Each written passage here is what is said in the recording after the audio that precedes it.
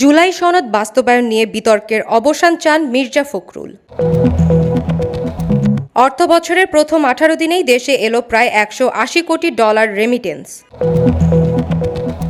শাপলা চত্বরের ঘটনায় 61 জন নিহতের তথ্য মিলেছে চিফ প্রসিকিউটর।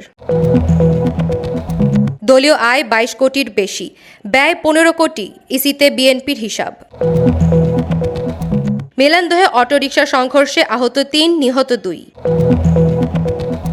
প্রতিমন্ত্রী মীর মোহাম্মদ হেলাল, কৃতিত্ব নয়, দুর্গত মানুষের সেবাই অগ্রাধিকার।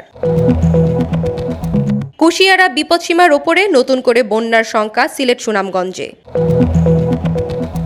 যুক্তরাষ্ট্রের বিরুদ্ধে পারমাণবিক স্থাপনায় হামলার অভিযোগ তেহরানের। আইসিসির পরোয়ানা, নেতানিয়াহুকে গ্রেফতারের সুযোগ খতিয়ে দেখছে নিউ ইয়র্ক।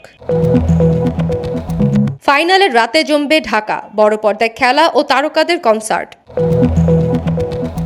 মেসি ইয়ামালের মহারণ, টিকিটের দাম $60,000।